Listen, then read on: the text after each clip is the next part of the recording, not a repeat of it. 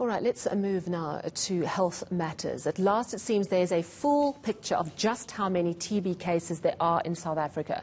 The first ever tuberculosis prevalence survey was carried out between 2017 and 2019. It shows we have far more cases than previously believed, many of them undiagnosed. And this is why all of us need to listen up. Most of the people found to have TB in the survey did not report any of the classic symptoms: a cough, fever, night sweats, weight loss.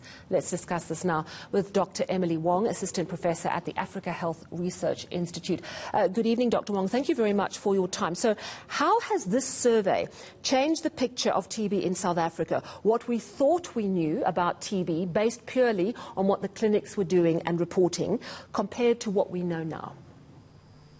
Well, by going out and screening every single person in this large study, regardless of whether they have symptoms, we found that many people who don't feel that sick actually have the TB bacteria in their respiratory tract, and they may be coughing it up. And this may make sense to your viewers now because we all understand about COVID, and that even when someone feels pretty well, they may still have an infection and be able to pass it on. So this survey was done in 2019. It's interesting you mentioned COVID because this survey was done before the pandemic hit the world. And what we know about 2020 is that testing for TB dropped by as much as 50%. So I'm wondering whether these figures that we have could be even higher. And I think that the figure you had was 360,000 new cases in 2019. Could it be much higher than that based on what we've gone through this last year? Well, COVID has had a really devastating impact on our TB program. And we know that the testing rates have gone down by about half. So it's very possible that there's even more undiagnosed TB out there now than there was at the time of the survey. But just to put it in perspective for your viewers, the revised estimates based on this TB prevalence survey show us that in 2019, before the pandemic, as you said, TB caused 58,000 deaths in South Africa. And until now, the official COVID rate of death is 55,000. So 3,000 less deaths from COVID than we have from TB the year before the pandemic. So this just gives you an idea of every year, although we don't think about it to the extent that we have for COVID, we're losing the same number of people to tuberculosis. That is a really sobering point that you've made. Now that we've got this prevalence survey, what do we use the information for now?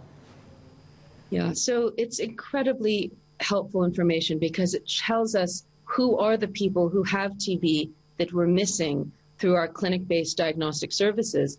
And it shows us that those people are often men.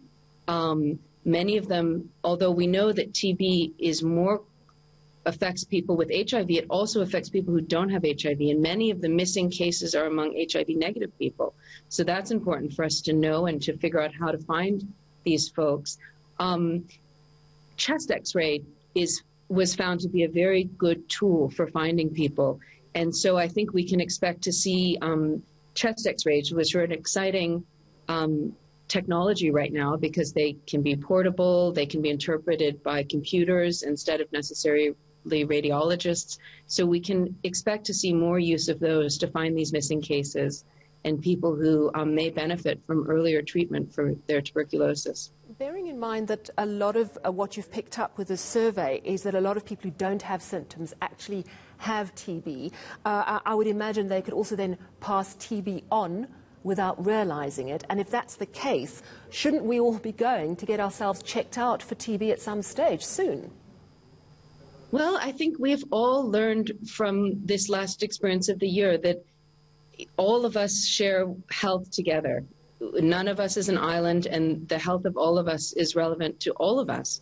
So I do think that, what people can actually do is realize that you don't necessarily have to have the classic symptoms of TB to have TB. So we should take ourselves off to get checked even if we're just feeling poorly for a while, or if we have a cough that we thought was from a virus and it doesn't get better. TB testing is available at all of our clinics and through all of our doctors, and is a treatable disease, which is the good news. So we do need to do that. And then very important, it's an airborne illness. We need to open our windows. We need to improve ventilation. But those are all things that we're starting to do for COVID. And we need to continue that for tuberculosis, even beyond what we hope will be the end of this pandemic that we're in. It sounds like another reason. But also, I was just saying, I think it's probably also another reason to keep wearing those masks. Thank you so much for chatting to us this evening. Really important information. Dr. Emily Wong, Assistant Professor at the Africa Health Research Institute. And the prevalence study indicates there were 360,000 new cases of TB in 2019. That's a good deal higher than the previous estimate of 301,000 TB cases in 2018.